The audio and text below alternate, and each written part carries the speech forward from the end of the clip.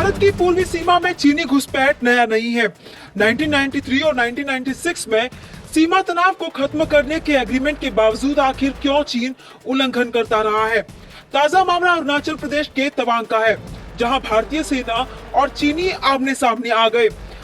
आइए देखें कि ड्रैगन आखिर अरुणाचल प्रदेश के प्रति आसक्त क्यों है।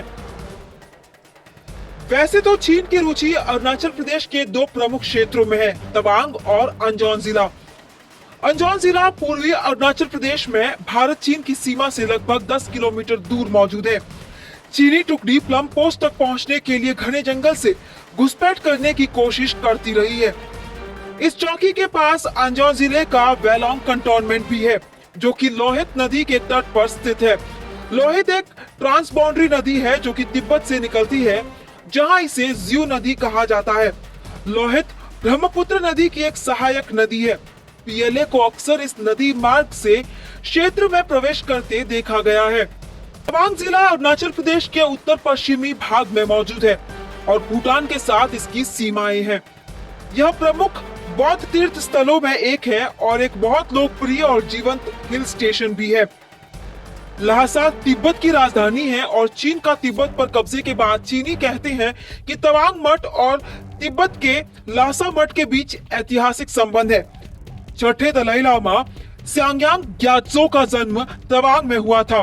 चूंकि तिब्बत चीनी नियंत्रण में है, इसलिए अरुणाचल प्रदेश को चीन का हिस्सा होना चाहिए। दूसरा कारण तवांग सहित ऊपरी अरुणाचल में रहने वाले लोगों की जातीयता के आधार पर है। टैगिन, नीशी और गालो जैसी जनजातियां किसी न किसी रूप में तिब्बती आबादी से संबंधित है। इसलिए अरुणाचल प्रदेश में तिब्बत की मजबूत उपस्थिति चीन के लिए खतरा बन चुका है, क्योंकि चीन को डर है कि भारत इसका इस्तेमाल उनके खिलाफ कर सकता है।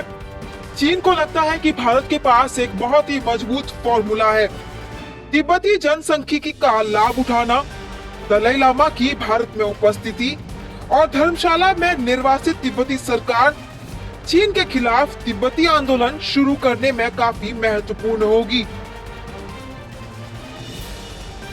तीसरा कारण भूटान से जुड़ा है। अरुणाचल भूटान को उसके पूर्वी हिस्से में सुरक्षा प्रदान करता है, जबकि भूटान की पश्चिमी सीमा चीन से सटी है।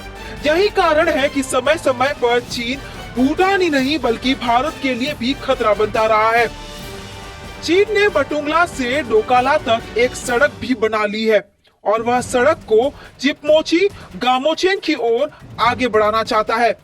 यहाँ भारतीय सेना इलाके की रखवाली करती है। डोकाला वह स्थान है जहाँ 2017 में सीमा गतिरोध हुआ था। गामोचेन की ओर जाने वाली सड़क भूटान के क्षेत्र में घुसपैठ का कारण बनेगी, जो कि सीमा सुरक्षा के तनाव और चुनौती को और भी ज्यादा बढ़ा देगा। साथ ही ये चीनियों को सिलीगुड़ी कॉरिडोर के और करीब ले आएगा। कि असली चुनौती इन दूरस्थ और रणनीतिक स्थानों को जोड़ने के लिए चीन का सड़क निर्माण है। पूरा होने पर यह अरुणाचल प्रदेश की सीमा के पास पीएलए और लॉजिस्टिक्स की आपूर्ति को और भी ज्यादा आसान कर देगा। यह निश्चित रूप से भारत और भूटान दोनों के लिए ही अनुकूल नहीं होगा। चौथा कारण है दलाई लामा। तिब्बती आज भी आध्यात्मिक लीडर दलाई लामा का सम्मान करते हैं और उनके आध्यात्मिक मार्गदर्शन के इच्छुक रहते हैं। 14वें और वर्तमान दलाई लामा तेंजिन ग्यात्सो है। अप्रैल 2017 में दलाई लामा ने तवांग का दौरा भी किया था और उस वक्त चीन ने इस पर आपत्ति जताई थी। 1983 से 2009 के बीच उनकी कुल ऐसी 6 यात्राएं हो चुकी है। चीनी अधिकारियों ने आरोप लगाया कि दलाई लामा जो धार्मिक शिक्षा अरुणाचल में दे रहे हैं, वो भारत द्वारा कही गई है। चीन दलाई लामा की सभी विदेश यात्रियों पर भी नजर रखता है। इसमें कोई दो राय नहीं कि दलाई लामा ही अपने अगले अवतार दलाई लामा को चुनेंगे। यदि दलाई लामा का अगला अवतार पारंपरिक रूप से चीन के नियंत्रण से बाहर तिब्बती क्षेत्र यानी तवांग में नियुक्त किया जाता है, तो चीनी शासन के विरोध में तिब्बती आबादी की एक और पीढ़ी हकीकत बन जाएगी, जो कि चीन कतई नहीं चाहता। चीन भविष्य में दलाई लामा के अवतारों को नियंत्रित करना चाहता है।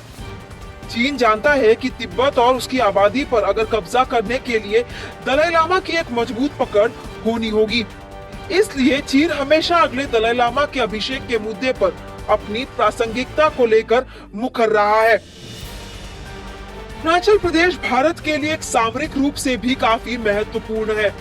भारत ने चीन को मुंहतोड़ जवाब देने के लिए यहाँ अग्निवीर और ब्रह्मोस्त्र तैनात की है, जो कि चीन की हर साजिश को नाकाम कर ज्यादा से ज्यादा नुकसान करने में सक्षम है।